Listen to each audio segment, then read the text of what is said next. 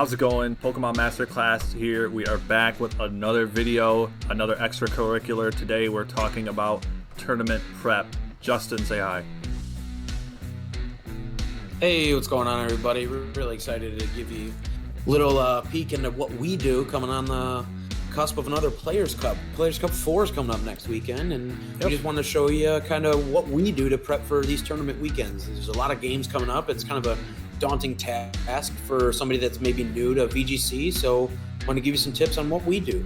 Yeah, so a little background on me particularly, and I'll keep this brief. I'm no stranger to competition. I play a lot of disc golf, and I have done a lot of competitive disc golf. I've played a lot of events. I have many top 10, top 5 finishes in tournaments. I'm a state champion, part of a state championship doubles team. So me and my partner have won a state championship. Competition, I'm no stranger to. Justin, you want to go over your background a little bit? Yeah, so definitely it's a little different. Not as many tournaments. It was just more online, but just started VGC competitively around, what was our first one? PC Series 4? Yeah, we played PC 2. Was that the first one we played? I think so. Yeah, I remember I did very poorly. Nearly about a decade of League of Legends. Again, not as many tournaments there. It's kind of hard to organize team to 10, but it was a lot more just solo queue. But I ended up getting up to Diamond as a jungler, and mid was Platinum. Yep, obviously there's like a competitive background to that. So a lot of Warhammer and a lot of really high-ranked League gameplay from Justin. So Justin, very experienced in video game competitive play. So we're going to dive right into it. Like, comment, subscribe, yada, yada, yada. You guys know the drill, right? Absolutely. And don't forget to hit that bell. Yeah, hit the bell. We're putting out vids. We got more coming up this week in preparation for Players Cup 4. So let's just dive right into it. The first point that we kind of want to make to you guys, number one, build your team. If you're watching this video right now and you haven't built your team, pause this video, go build your team, and then come back to the video. You're kind of behind if you haven't built your team already. So, and if you're struggling to figure out what team you want to do, you can always check out the Players Cup, our Pokemon Masterclass, our homemade featured teams for the Series 8. Yes. The link will be in the description. There's 10 teams that you can check out and rent those. Yep, skip the whole team building process. Just hit the link in the description, and you've got 10 teams right there you want to use. So we've got that categorized nice by Pokemon. So if you're a Dialga kind of guy, we've got a Dialga team for you. Yep, just check the timestamps in the video. Yep. Last two really quick points on this is when you're team building, obviously use Peakalytics to figure out what is meta. We can't stress that enough. We say it a lot on this channel. One of the most wonderful resources for competitive Pokemon that exists. And then use Showdown for team building. Yeah. Use Showdown for team building as well. Number 2. My Showdown is basically up on my desktop 24/7. Yeah, and how many teams you got there, buddy? About 1 billion? Yeah, I've got 2 or 3 for every Uber. Yeah. So in Series 8. Putting in the work. Okay, so number 2, analyze the meta. And what we mean by analyze the meta is this is where most of your work is going to come in when it comes to tournament prep. So you've built your team. It's time to put in the grind on Pokemon Showdown. Justin, anything to add to that? Yeah, obviously, as we just alluded to, I spend a lot of time on Showdown, a lot of time practicing and trying out. Okay, maybe I want Hydro Pump here. Try a couple games. You know what? I really need the accuracy of Scald. The damage isn't there if I'm missing every time. I need it to hit more than anything else. Okay, well then we'll try that out. Those types, okay, maybe I want Assault Vest, try that out for a couple games. It's just not as bulky as I thought. Maybe we'll go for Citrus Berry or vice versa. Those types of testing things is what we're talking about. This is that stage. Before I even touch my Switch, I'm on Showdown and I'm working out all of these kinks. first. Yeah. And you used a phrase before that I really like is don't be married to one idea. Like that whole like Absolutely. that whole idea that you literally just General- spelled out, like, you know what I mean? Oh, scald or surf or whatever over hydro pump because, you know, you're missing stuff like that. Like, be ready to make those changes. Don't be married to any idea. Changing Pokemon too. If you got to change Pokemon. Absolutely. From my artist background, I always use a lot of artistic euphemisms when I speak, but you know, we're talking about this from, we do the details later. You start with the broad brushstrokes first, and you work down to the minutia at the end of the piece. Yep. And this is what we're talking about here. The broad brushstrokes here is go in, okay, I'm using Zacian or I'm using Kyogre, and I want to make this kind of a team around him. But don't be married to, oh, I have to have the Tornadus, or I have to have the Tailwind, or I have, like, just go in with a general idea and kind of just play around and just kind of type in using the search function in Showdown to kind of see who else fills that slot. Like, if you're running a Justified poke and you're looking for beat up, you don't need to run Whimsicott. There's other options. Yeah. And once again, well, I'm going to say it one more time, use Picolytics. Options by just typing in beat up in the search option. Yeah. Yep. Using Picolytics, I'm looking right now. I've got it up on screen. Like, you can see what the most common Pokemon are. Incineroar, obviously, always very common. Regieleki, Zacian Crown. Prepare for these Pokemon. Have moves that cover these Pokemon. Have Pokemon that counter these Pokemon. You have to have something that's in like the top 5, top 10. What do you think, Brandon? About maybe like the top 5, top 10 that you really, not that we have a counter or a check for each one, but just it's not in the background, it's very much in the forefront of our mind when building our teams or when constructing our teams. Yes. Or talking about it in our game group. We know that Incineroar is on like 60 some odd % of every team in the world, right? So we should, every team have in the front of your mind, how do I deal with Incineroar? Yes. Not in the back of your mind, but in the front, because you're more likely than not, when you roll that dice, you're gonna roll that kitty cat. Yep. Yeah, you're right.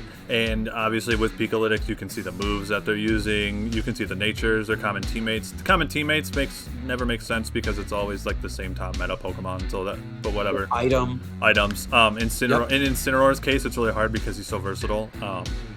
It's hard to get a read on him, but like you can go to something like Venusaur. They're always kind of running a lot of the same stuff and a lot of the same partners. So there's still some good examples. Yes, or Shifu is another good one. You know, they're always kind of running the same stuff. Venusaur is a great one. You can definitely see the versatility of, sometimes people are using sleep powder, sometimes people are using the salt vest. Yep. So really quickly before we move on to the next point, I wanted to bring this back to so analyzing the meta. I'm going to bring this back to my disc golf background. Before a tournament, I would always go to the course the week before, analyze every hole, and I would have a shot. I would have a shot selection. I would pick and choose what holes I was going to attack for birdie, what holes I was going to play for par, and I'd pick what discs I'm going to use off the tee every single time. So like, there's a game plan every single time. Have a game plan for specific meta threats. Like, have a game plan for Venusaur. Have a game plan for Colossal Dragapult. Have a game plan for Zacian. Absolutely. I really, like you said, maybe like Colossal. You know, that's a big one that people have been seeing for 2 or 3 players in a row, and we definitely expect to see more of him this weekend. Yeah, we definitely want to make sure that is a top priority. Yep. So moving on to the next point, the next step in this process would obviously be making the team on cart, unless you're using one of our rental codes. Link in description. You'll make the team on cart. You'll probably start laddering, and this is probably where you make your final tweaks after you've kind of laddered for a few days on cartridge, and you're getting closer to Players Cup 4 time, Justin, right? Yep.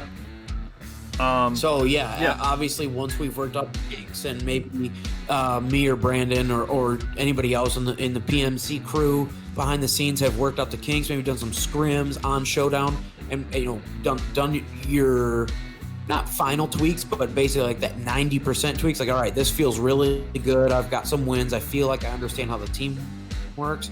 That's when I'll turn on my switch, and that's when I start to, get the breeding done. And obviously, we've made a lot of pokes throughout 8th gen. We've done a lot. I mean, I'm almost at 1,000 hours now. So Yeah.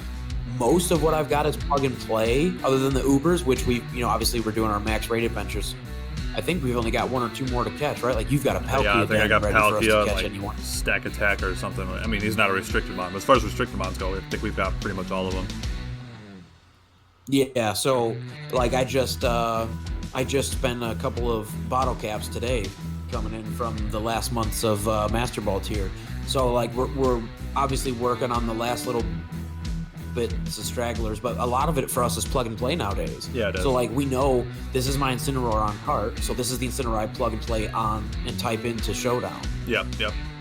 Stuff like that. It helps save time. Yep.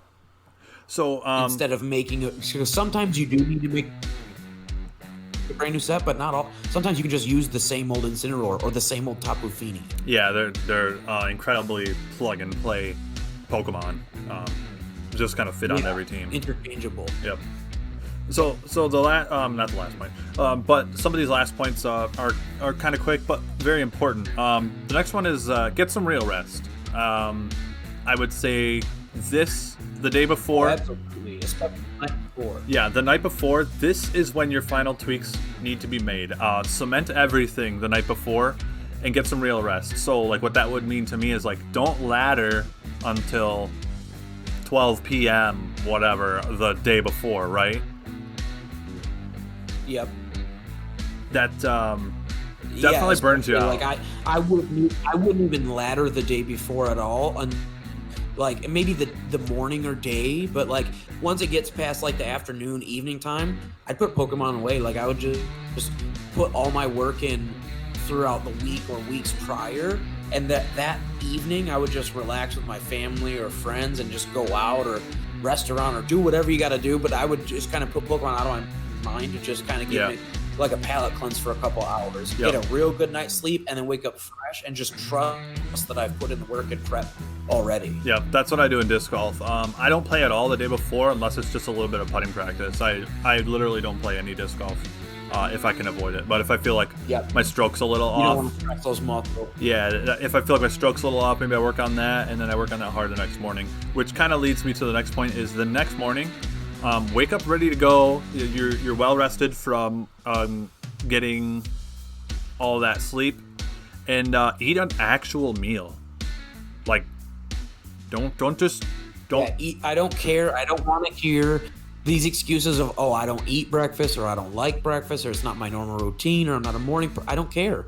If you want to be efficient, this is the advice. You take it or leave it, but we're telling you this is the path to success. Yeah.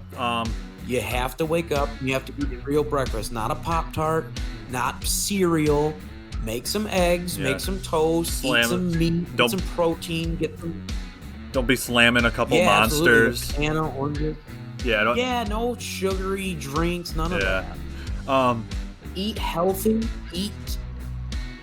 Make sure you wake up. You drink some coffee. Wake up enough time to make some coffee and drink that. Drink a big old glass of water. Make sure you go to the restroom. All that stuff. Yeah, really quick for anyone who doesn't. I mean, nobody on the channel. Nobody that follows the channel like knows this because I said it. Justin's an excellent cook and kind of like a food guru. He's the kind of guy that I trust for anything food related. He's made me delicious meals. I trust everything this guy has to say about food. He's definitely a foodie expert, Yeah. So yeah, the last couple things. Number 6, trust your prep. This is the point now. No more changing. Don't question your moves. Don't question the Pokemon you brought. Like, this is what you worked for. Trust the process that you put in the work, the practice. Trust it. Go in and just be ready to win some games. Well, and also be ready to lose some games. Yep. Don't second guess it and think, oh man, I would have been better off. If you have one matchup where, I would have been better off if I would have had the Citrus Berry over the Assault Vest or whatever. Do you know what I mean? It's like, okay, but that's just one matchup out of 45 throughout the weekend. Trust your prep. Yep. And if over all your prep, you and your group of teammates or whoever you're playing with you all have decided, you know what? The citrus berry is better than the assault vest because of A, B, C, D, E in this hypothetical scenario, right? Yeah. Then just trust you and your guys or gals prep that it is the right decision. Yep. And then you mentioned the 45 games. Yeah. You mentioned the 45 games. That's going to bring us to our very last point. Take a break if you are winning or losing. Justin has this really good thing where if he loses 3 games in a row, important. yeah, if Justin loses 3 games in a row, he'll take a break. He does that on the ladder. He does that playing against us. He does that in tournaments. And when I say win or lose, if you do that in Super Smash Bros. Too, it's not just Pokemon. Yeah, I do that in basically all of my gaming. Yep. I used to do that in League of Legends. Like that's how I would have. That was a big thing for me personally because I understand, my own emotions and how I react and how I am as a gamer. If I just keep grinding through, like some people can. I can't. I get too tilted. Yep. So before that happens, I know my cutoff is once I lose 3, I just cut it off before I get too far down the rabbit hole and it just ruins my whole night. Yep. It's not worth it. Yep. I put it down and maybe I come back in 10 minutes. Maybe I come back in 20 minutes. Maybe I don't touch it for another 2 hours, and that's okay. Take your time with it. Yep. And then Pace yourself is basically the point here because it's a long weekend. Yeah, and when I say win or lose, I'm like, if say you play 7 games in a row and you win 6 out of the 7, it's probably still time to take a break. Maybe mind the clock, get more food and water. You're on a great streak. Don't push it. Take a little bit of break. You got all day to play these 15 games. Don't get ahead of yourself. Even if it's simple, taking a walk around, going outside for 10 minutes, taking a walk for literally just around your block or around your neighborhood for literally 10 minutes. Yeah. Maybe 15 at the most. Get outside, get a little bit of fresh air, go to the restroom, get some food, water, like Brandon said, stay hydrated. Stay hydrated. Get a little bit of fresh air to help you. Yeah. It'll really help you feel good. Get your blood moving a little bit, and then even like Brandon said, even if you're on win streak, it'll go back and you'll be even more rejuvenated to go back in with even fresher eyes and win more. Yep. Yeah. So I think that's it, man. This was a really fun video that we were really excited to do, and we hope that you guys check it out. I think it kind of goes along with the theme that we did our last episode of Conquering the Ladder. We'll link that description. We've got some tips for conquering the ladder in any game, not just Pokemon. So, Justin. Absolutely. And it works for any sport, game, any endeavor you take. It's really important to understand your own limitations and pace yourself accordingly. Yep. We're all in it together. We're all here trying to get better. Absolutely. All right, cool, man. So I think that's about it, dude. You want to send us off? Yeah, until next time, I'm Justin. I'm Zero. Class is dismissed.